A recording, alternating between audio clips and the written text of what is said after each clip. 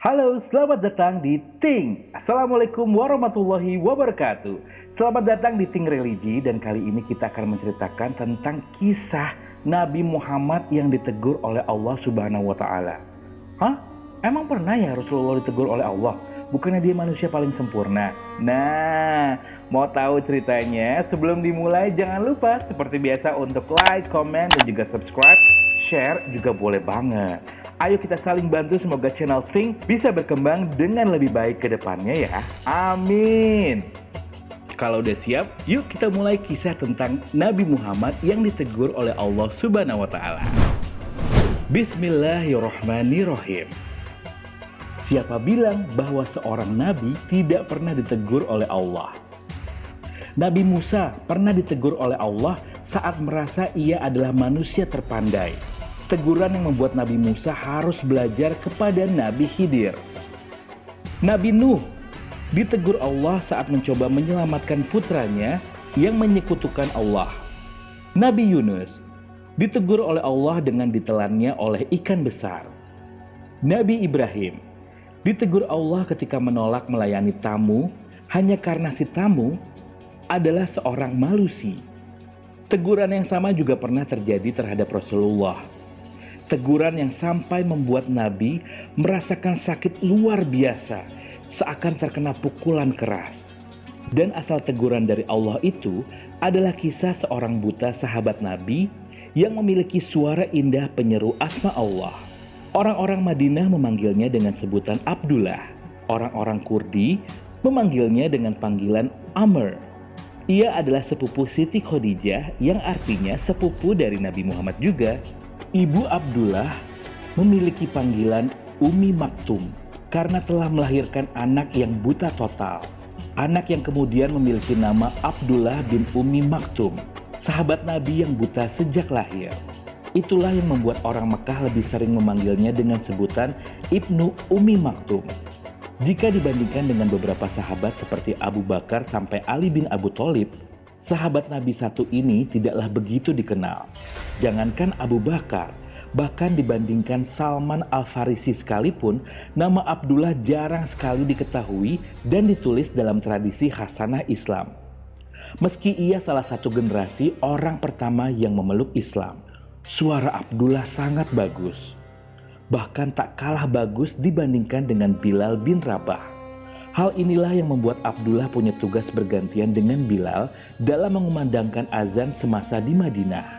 Ada salah satu riwayat saat bulan Ramadan. Makan dan minumlah kalian sampai Ibnu Mukni Maktum atau Abdullah mengumandangkan azan. Karena ia tidak akan azan kecuali setelah terbitnya Fajar Syadik. Dalam kitab Suwar min Hayatis Syahabah karya Abdul Rahman Rafat Al-Basha dikisahkan bahwa Abdullah adalah salah satu sahabat yang paling semangat mengikuti segala macam majelis yang diadakan oleh Nabi Muhammad. Saking antusiasnya, Abdullah sering terdengar rewel jika sedang bersama Nabi. Dan karena kerewelannya ini, Rasulullah sempat berpaling dari Abdullah, bahkan dengan wajah masam. Itu terjadi beberapa saat sebelum peristiwa hijrah saat Rasulullah masih menyebarkan Islam di Mekah. Peristiwa ini terjadi saat Nabi sedang berdialog dengan pembesar suku Quraisy. Mereka adalah orang yang punya kedudukan penting di kota Mekah. Dan pertemuan ini yang sebenarnya sudah sangat dinanti oleh Rasulullah. Selain Nabi bisa berdiskusi mengenai Islam dan mencoba menerangkan nilai-nilai ajaran agama baru tersebut di lingkungan Mekah, Nabi juga bisa bertemu dengan Walid bin Mukhrifah, ayah Panglima Tempur Ulung Khalid bin Walid, seorang pembesar dari suku Quraisy. Berdialog dengan banyak orang penting dalam satu tempat semacam ini jelas menjadi kesempatan yang tidak akan dilewatkan oleh Nabi Muhammad. Saat diskusi sedang intens, mendadak Abdullah mendekat dan tanpa tedeng aling-aling berbicara kepada Nabi. "Ya Rasulullah, ajarkan kepadaku ayat-ayat yang telah Allah ajarkan kepada engkau. Berilah aku petunjuk." Karena sedang berbicara dengan banyak orang, Nabi Muhammad tidak memperhatikannya. Dan tidak hanya itu, Nabi memalingkan muka.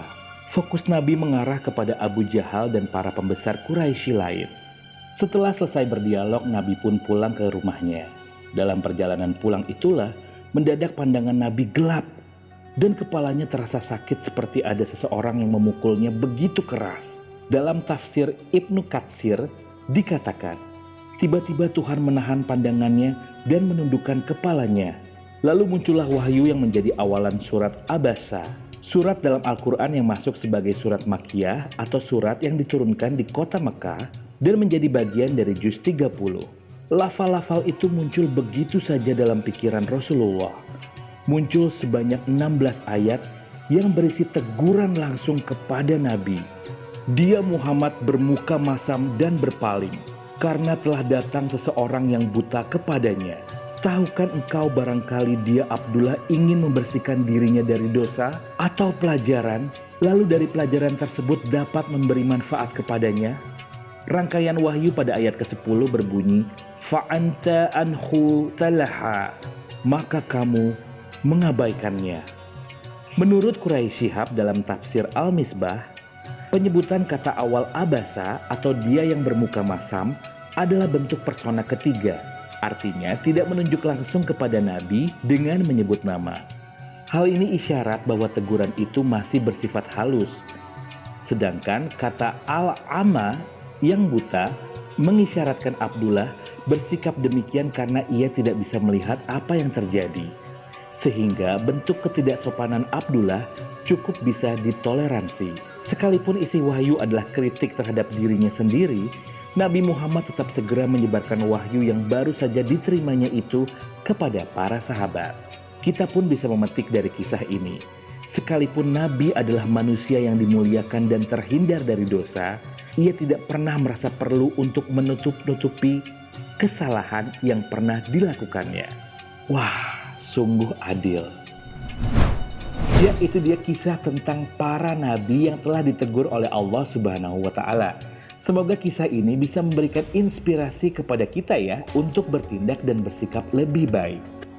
Sampai di sini dulu Think Religinya, sampai ketemu di episode selanjutnya. Jangan lupa untuk selalu mendukung channel Think dengan cara like, komen, dan juga subscribe, serta share kepada orang-orang yang membutuhkannya. Sampai ketemu di Think selanjutnya. Wassalamualaikum warahmatullahi wabarakatuh. Bye-bye.